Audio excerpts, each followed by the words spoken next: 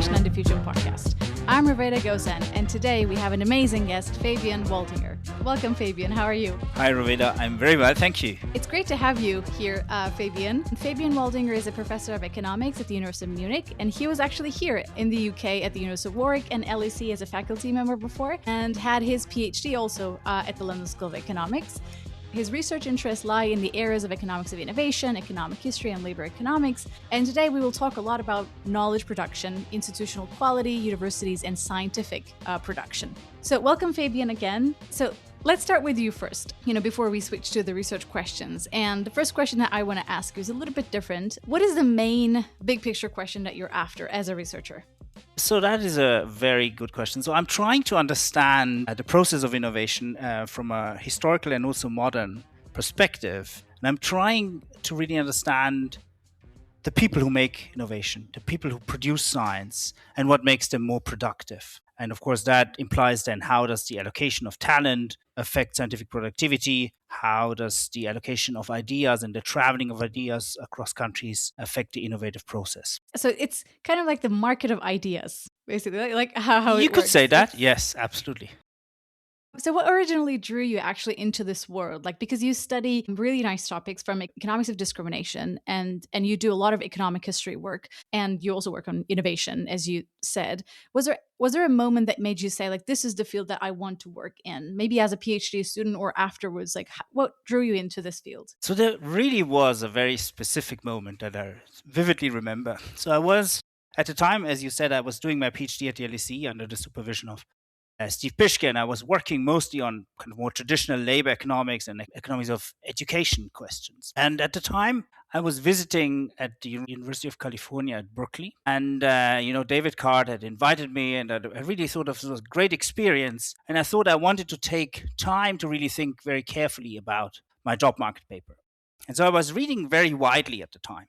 And among the things I was reading was a book about the history of the German education system. And in that book, there was a footnote that said 20 Nobel laureates were dismissed from German universities when the Nazis came into power. And I thought, this is a very interesting statement. And Germany didn't have 20 Nobel laureates since the Second World War. So the shock to the German higher education system must have been enormous. And then I tried to find out more about it, and there was a little bit of historical research, but actually not that much. And so I tried to research what was happening and try to understand how these dismissals affected the German universities, both in the short and the long term. And that really drew me into this. And then once you start reading about those issues, then of course you get interested in these questions and more questions of a historical nature. 20 Nobel laureates, that's quite a lot, actually, right? Yeah, It is. You're right to be surprised. Yes, actually. and there were people like Albert Einstein and really famous people who were dismissed. Yeah, I see. And along the way, were there mentors or role models that kind of, who shaped how you think? Yeah, absolutely. The advisors that I interacted with during my PhD most profoundly. So Steve Pischke and then David Card, who was hosting me at Berkeley. You can think that from Steve, I learned to really focus on questions that can be convincingly identified. He's a very good at thinking about identification strategies and not cut corners with collecting data and identification. So he's really kind of extremely careful with data. And so that's really something I learned from him. And from David, I learned really to be curious about new research questions and have really, he really has such a high enthusiasm about good social science research in general, not just in the questions that he studies, that I've really found inspiring. I see. And also, maybe as a PhD student or, again, that could be afterwards, but is there a paper that you found really influential, other than the book that you just said you've read about the education system in Germany, is there a kind of an influential paper that, it doesn't have to be kind of the most cited paper or anything. It's something that you really like that would, that you could recommend to us, to read. Yes. One paper that I remember when I was doing my master's in economics that I remember actually reading and having a very hard time understanding it at the time, but I really spent a lot of time with it, is the kind of the Roma endogenous growth model paper, which is kind of a very unusual paper. That's not the kind of research I do, but it inspired me to kind of think about the research process and who has ideas and how ideas kind of are used in the economy. And so I found that very interesting to read. as kind of an It is economics indeed. paper. It is indeed an influential paper. I'll also maybe, attach the link to that paper in the description. Yes. And the other thing that maybe if readers want to read more about innovation and history and kind of a more historical kind of treaty of that, and then maybe that's still very accessible is The Making of the Atomic Bomb by Richard Rhodes. It's a very thick book on the Manhattan Project. But it really also explains the science of the kind of making of the atomic bomb. It explains the kind of cultural background of the people who were involved in that. And I find that also very interesting. It's a very good read. I'll definitely take a look at that. In general, we think that, science is just out there as a place where ideas just compete on their merits, like where national borders or like political agendas, do not matter. So is it the case though? So let's continue with your QJE paper. By the way, QJE is the Quarterly Journal of Economics, which is one of the top economics journals. And so the title of the paper is Frontier Knowledge and the Collapse of International Science with Alessandra Ayaria and Carlo Schwartz. So you use World War I and the subsequent boycott as a natural experiment. I'm not going to give too much spoilers about the paper. So can you tell us a bit about the story of the paper and maybe summarize it for us? Yeah, absolutely. So, the starting point of the paper is really a very simple but powerful idea that scientists build on existing knowledge and especially on the very best knowledge, the frontier, to produce new science. And that intuition goes back a very long time. So at least to the late 17th century, when Isaac Newton famously wrote to Robert Hooke, "If I've seen further, it's by standing on the shoulders of giants." But the question we set out to understand in that paper is how important is access to the knowledge frontier for producing new science? And can we find causal evidence that access to frontier knowledge makes scientists more productive? So that is really the kind of the big picture question we try to answer. But how did you, come up with that idea? I mean, So the inspiration came from, economic history. I read again. This is something that I read in the book that before World War I, science was really flourishing, kind of the international science. People were collaborating internationally. They were attending international conferences, and this period before World War I was called the golden age of internationalism in science. People were already publishing internationally. They were traveling to conferences, even though it was much harder to travel than nowadays. And they also started collaborations with colleagues abroad. Then World War I started and basically cut these international ties between scientists from different countries. Before we switch to the war, before 1914, how integrated were the sciences? It's going to be a very naive question. They don't have Zoom or anything. Maybe they write letters to each other, but how connected were they really? If you think about it. Yeah, this is an extremely good question, and one that I was also very surprised when I read more about the period. The scientists at the time wrote an astonishing number of letters. So actually, some of these letters have been preserved to the world now. And so, for example, Einstein's letters, they're like tens of thousands of letters that he wrote to other scientists. And they were often commenting about papers, sending papers to colleagues, asking them for comments. One reason that worked so well was that the postal service was really fast, and actually post would in some countries even be delivered multiple times a day. So that replaced what we kind of now do with emails, and they really wrote quite a lot, which surprised me. And of course, conferences were also common, so people were actually traveling to conferences. Even if it was overseas, they would travel there and attend conferences. I see. And if you looked at, for example, even just patents, you would see a rise in international collaborations, even not from the writing papers or the conferences perspective, but you would see some evidence there as well. So it was increasing at the time, obviously. So in this paper, as you described, you said how much frontier scientific knowledge depended on this international open international exchange. How do you use the World War I and the boycott as a natural experiment? So what's happening there, and what is that boycott that you use as a variation? Yes, well, that's a very interesting piece of history that I didn't know before I started working on this paper. And the history is that scientists were really actively involved in warfare during World War I on both sides. So, for example, the Germans had a team of chemists developing chemical weapons that was under the leadership of Fritz Haber, the famous inventor of the Haber-Bosch process.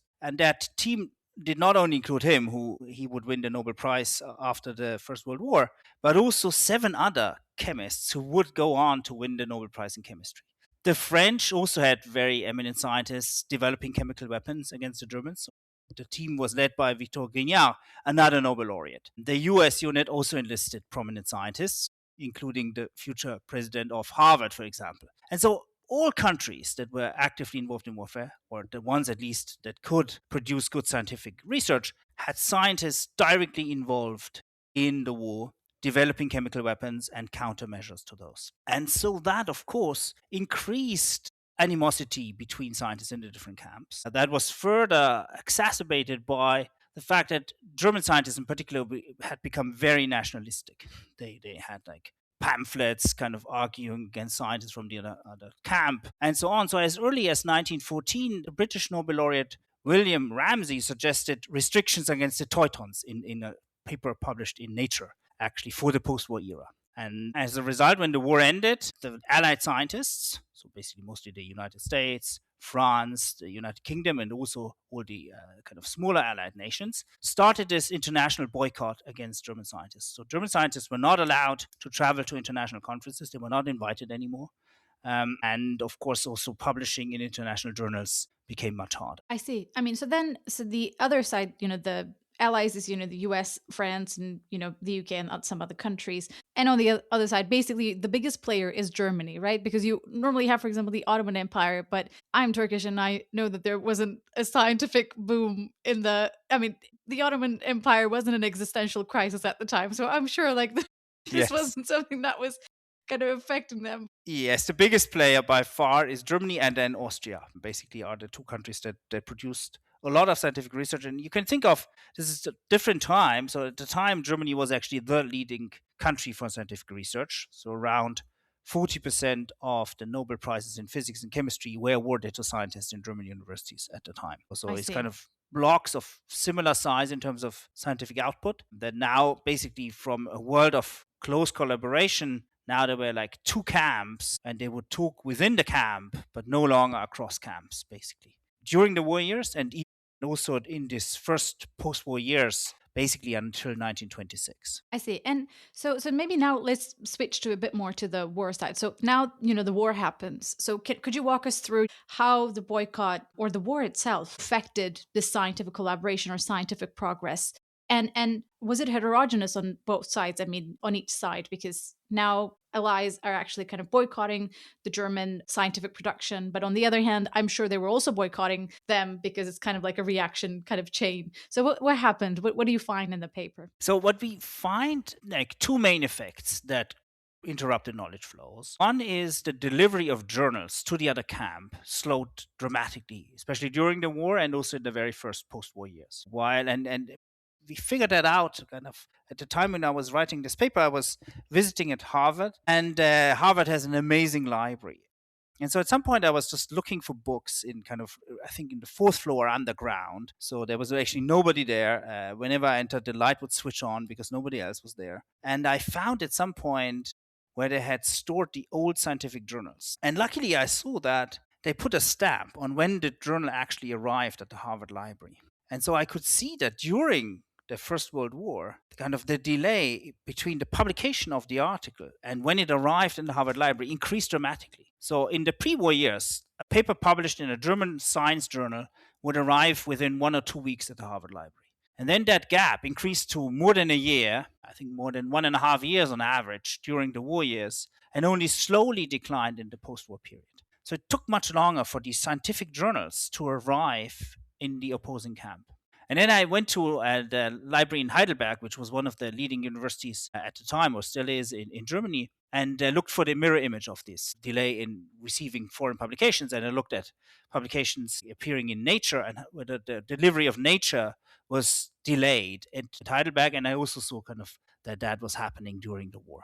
So you see that journals did not arrive. And the other big effect that kind of the animosity and also the kind of boycott later on had was to interrupt attendance at international conferences. So German scientists were basically no longer allowed to attend conferences in allied countries. And we see that also from the historical records of the International Congress of Mathematicians, but also from records of the Solvay conference. I don't know whether you've heard of the Solvay conference.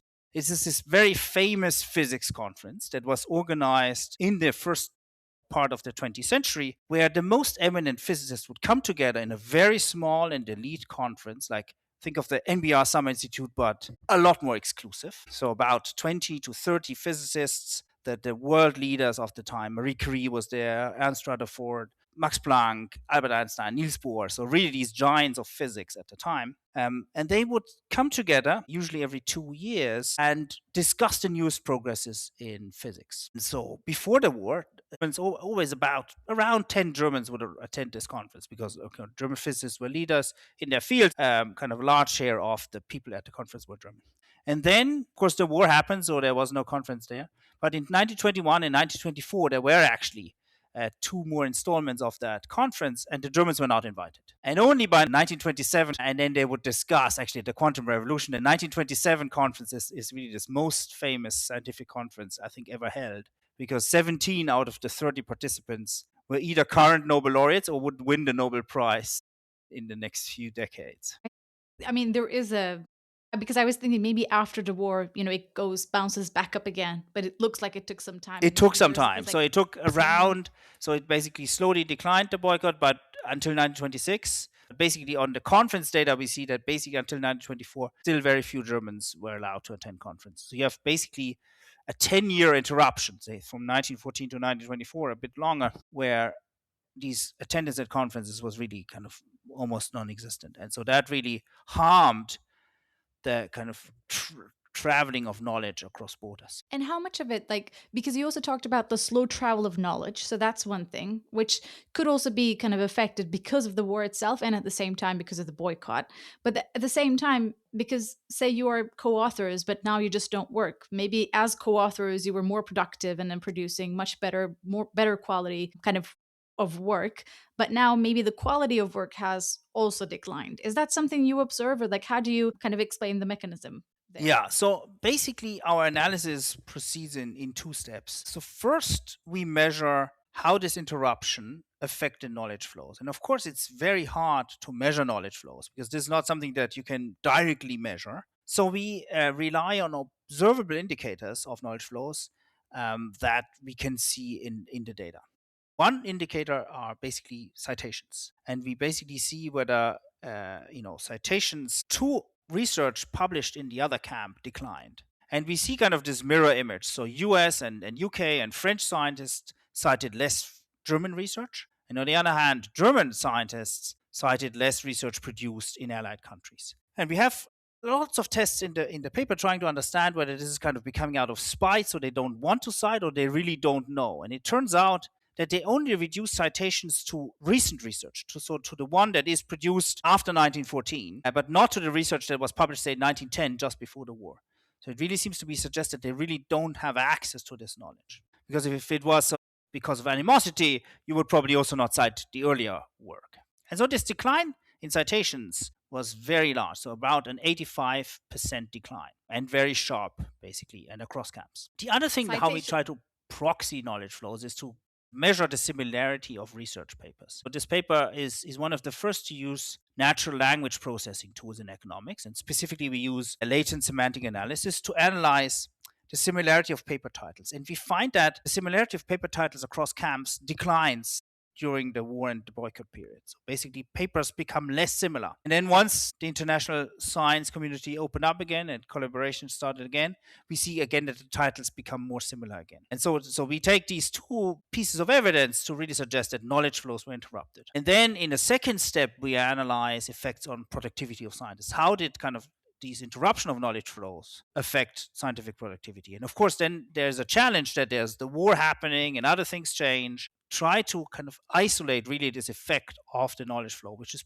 pretty difficult. So to do that, we basically devised this strategy, this empirical strategy that compares scientists who were more reliant on foreign knowledge versus scientists that were from the same country but less reliant on foreign knowledge in the pre-war period. So let me give you an example. So US biochemists, for example, cited a lot of German research in the pre-war period because, US German biochemistry was really kind of producing a lot of frontier research. On the other hand, US biologists were much less dependent on knowledge from Germany, also in the pre war period. And so we can then compare the trajectories of these scientists and how their publication profiles change over time to kind of tease out the effect of how kind of interruption of access to foreign knowledge affects their output. I see. And it's great that you mentioned, some of the measurements, because I think we didn't give too much detail about the data that you used. That also, while you were talking, I started thinking about citations now. And the title of a paper could be like, "Are citations political?" Yes. I mean, really, how do we do the citations? That's true. That's true. Question. And what we see in the data is actually that there's a huge home bias in citations. That has also been shown by other researchers. People don't disproportionately cite research published in their own country. And that's true even today, which is quite surprising, where you would think that knowledge would travel much more easily, but there still is this home bias. And I think it's mostly a salience. I don't think it's a discrimination effect. It's really mostly salience that you're just not aware so much of research in other countries. Probably, yeah. And so maybe before we finish up, in this paper, were you surprised at these results, at any point? Was there anything that you found, interesting at the time? So yes, I was surprised by two things, really. First, that the interruption of knowledge flows was so severe, so at least in terms of the measures that we can use to measure knowledge flows, and that it was such a stark effect. And so that is quite nice for us, because then it allows us to understand whether this has effects on productivity. If the effects on knowledge flows had been only small, then probably there wouldn't have been much of an effect on the scientific productivity. The other surprising finding I thought I really was very surprised is that only when scientists lost access to frontier knowledge did their productivity decline. If they lost access to kind of mediocre knowledge produced in other countries, it really didn't matter much. And so it was really this access to the frontier, so standing on the shoulders of giants and not standing on the shoulders of dwarfs, that really made the difference. And I think that was quite surprising to us, that is kind of really only the very good stuff mattered. Also, so the question is, what is the implications for today? Because, we still have, there are countries, and then there are wars happening, or there are other types of kind of rivalry happening. So how would you, if you were to make a policy suggestion, or I don't know, reshape things, how would you do things? I mean, based on this paper, or is there anything that we can apply these findings to today? So there actually is a recent paper that does a very similar exercise to our exercise, but looking at US-China relationships. And, in the first Trump administration, there was kind of this increasing concern about Chinese scientists potentially stealing US ideas. And there was not really a boycott, but clearly a souring of scientific relations between the US and China. And strikingly, the paper finds very, very similar results. I mean, they're less stark in magnitude because the interruptions of knowledge flows are less strong. But in terms of direction of the size, direction of the effects, it's very similar. So it seems to be the case that our findings also apply to today, in the case that access to the frontier knowledge really is key for producing scientific output, both in the past but also today. And that means that, of course, if you deprive yourself from such access, or you are deprived by other countries, that really can hurt scientific productivity. So basically, sponsoring people to attend conferences, sponsoring PhD programs that, send out people maybe abroad for a year or so, that can be really useful, because it really kind of, this international sharing of scientific knowledge is really key for scientific progress. Yeah, I think this is really interesting, and thank you very much for kind of summarizing your work and how it has implications for today. There is one thing that I want to ask you. So do you produce your ideas, research ideas, based on the data, or you have the idea first and then you try to dig for the data? How is Fabian Waldinger's approach? What is your production function in that sense? It varies. Sometimes it starts from not so much the data, but something like a potentially natural experiment that allows me to identify an interesting causal effect. Think of the dismissal of scientists in Nazi Germany. That started really from reading about the dismissals and then thinking, which interesting economic questions can I answer with that shock? In other cases, I start from the question and try to understand, can I find data to answer that question? And can I find an identification strategy that allows me to potentially isolate causal effects. So it really depends on the question. By now, of course, I know much better which data is out there, so I can often start from the question and then sort of find the data accordingly. I see, I see. And how does AI help you? Does do you use Claude AI? Yes, I do. Is it? I think everyone does, I At guess, the at this moment, point. mostly for writing and rewriting paragraphs that I've written. And we've experimented a little bit in terms of digitizing historical data with the help of AI. So in the past, in the PhD, I typed in all my data myself. I was, during my PhD, typing in 4 months full time, basically typing in data on German scientists. And that That's changed when I tough. became faculty. Then I could at least hire PhD students and RAs to help me doing that. And now we basically combine AI plus RA checking when we digitize data. So for that, it helps quite dramatically, and that has really changed over the last few years only. I agree. Yeah, I think it's really affecting, the productivity in a way, and it replaces some tasks quite fast. Yes. So, I mean, we're talking about, the AI now, but maybe let's, talk about the academia itself. So, you have another paper titled Gender Gaps in Academia: Global Evidence Over the 20th Century with, again, Alessandra Ayaria and Carla Schwartz. So, since we, talked about this institutional, quality, political change. So, when you look at, academia across the 20th century and now, so what does the headline picture look like for women? And could you give us, some specifics about this paper? Yes. Yeah. So that is a paper on trying to understand gender gaps in academia and at a worldwide scale. And so for that paper, we have been collecting data on the vast majority of university scientists at a worldwide scale in more than 7,000 universities over 7 decades, and basically spanning the period 1900 to 1969 very well. And then we extend also for a smaller set of universities, around 250 leading universities, until 2000. So we can really span the entire 20th century. And so the headline picture coming out of that, and there's really kind of a worldwide analysis of gender gaps in academia, not focused on one particular discipline or one particular country or time period, but really trying to understand kind of these big picture evolution.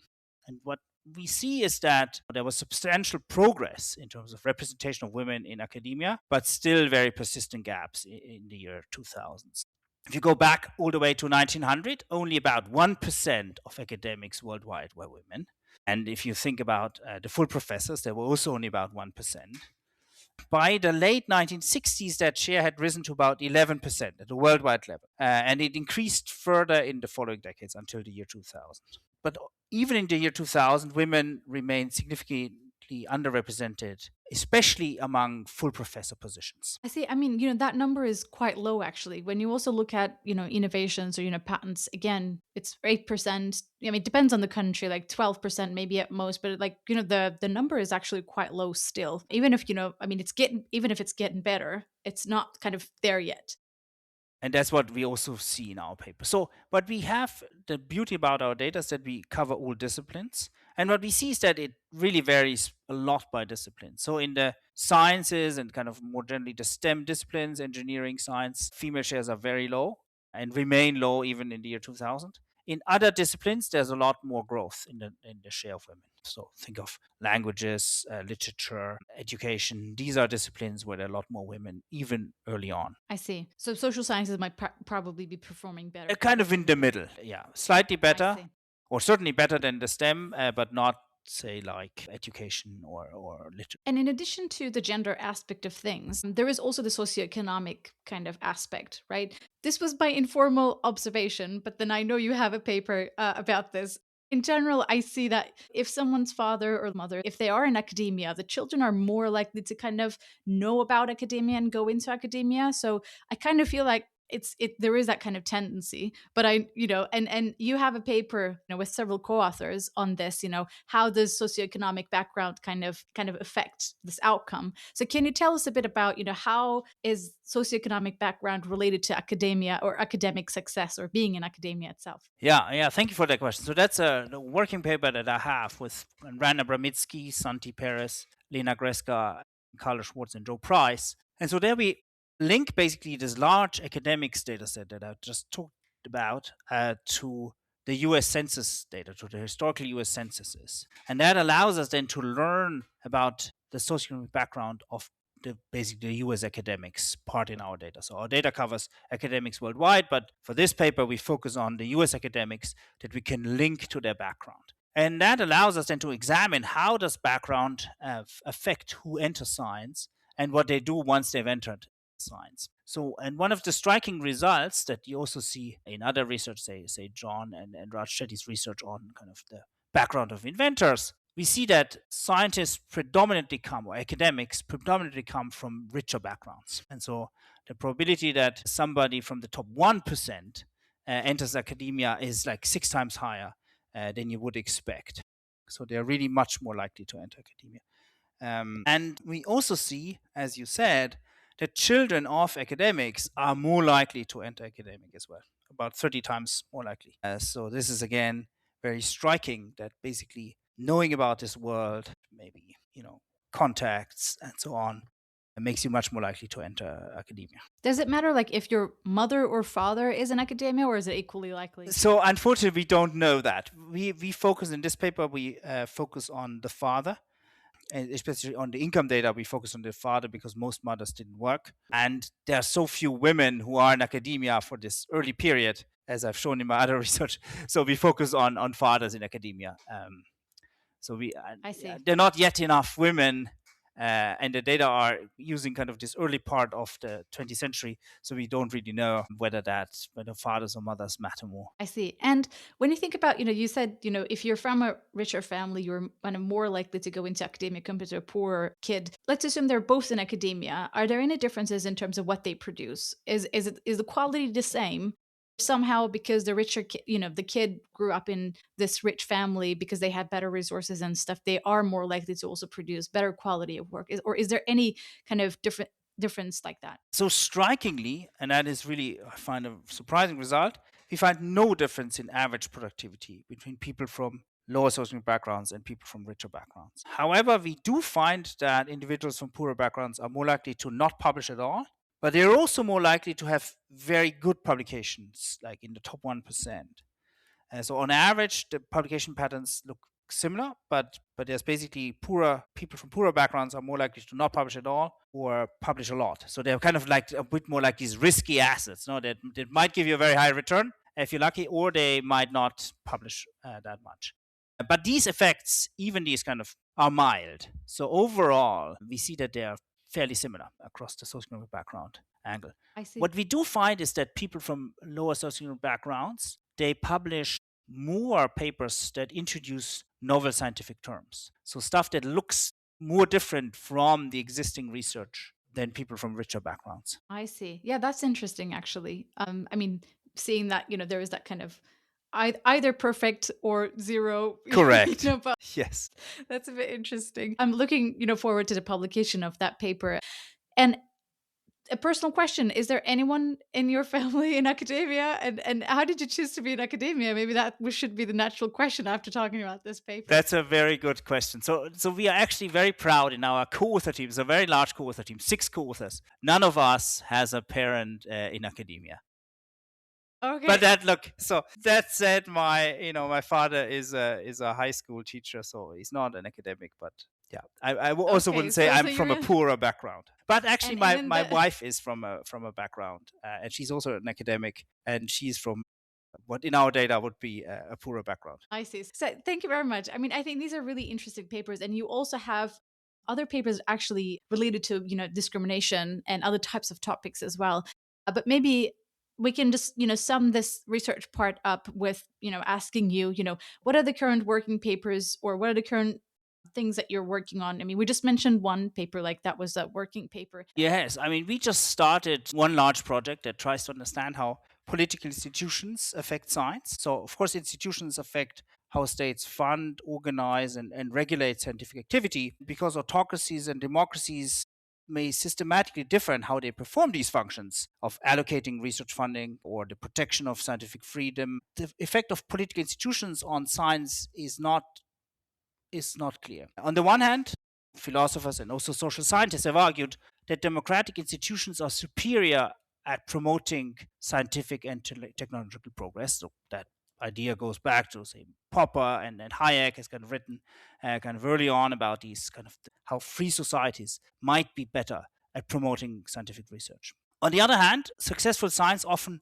requires coordinated research efforts, and autocracies may be particularly good at coordinating research efforts into promising areas. Think of the Soviet space program or kind of AI research in China today. And so in this large research project, what we're trying to understand is how do institutions, whether a country is democratic or autocratic, affect scientific output. And that's, of course, particularly topical now that the US is facing some restrictions on the universities. And so we try to understand that. I think that's very important. Is there a working paper out yet? Because I saw that paper on the CPR Public Policies Conference, but I couldn't see the. Yes, we don't yet have a working paper. We are working on it, but we have first results that I presented there, and they seem to go in the direction that free societies and democracies are much better at producing scientific research. And now we try to understand the channels and the mechanisms. And once we've understood that, we will release the working paper, hopefully sometime this year. Yeah, soon. Thank you very much.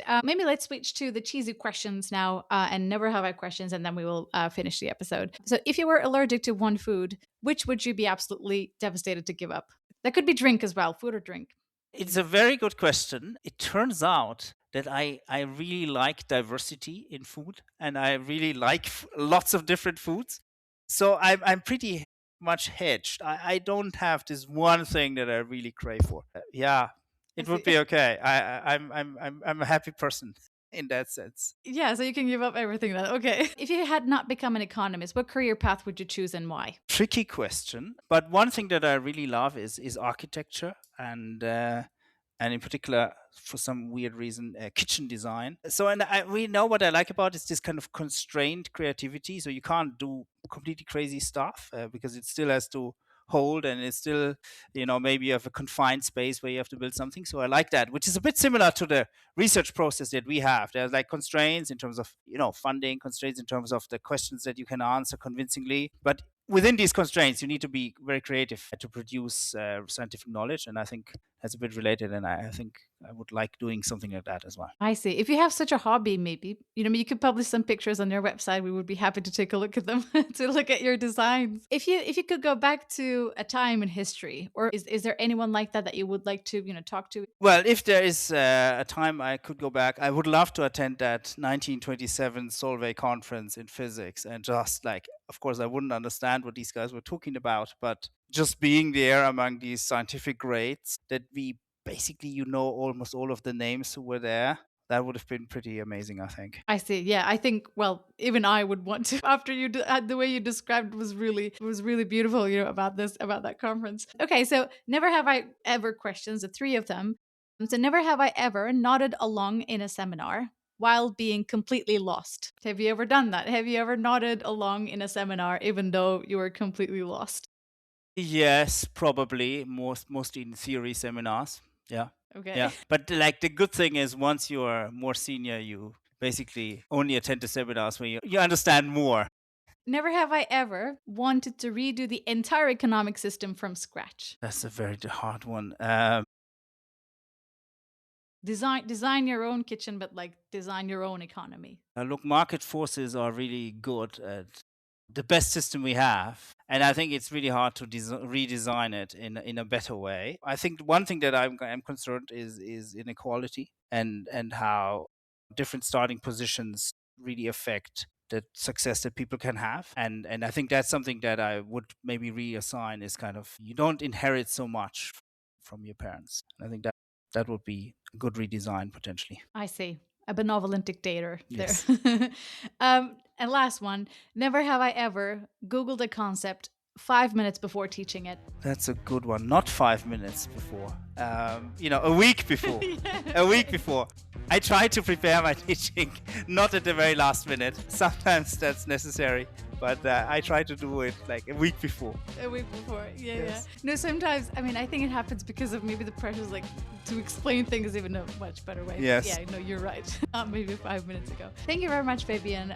It was great to talk to you. It was great to, hear about yourself and your research. And I hope our audience also enjoyed the talk. See you in the next episode, everyone. Bye. Bye bye. Bye bye, Ruveda. It was really fun being here.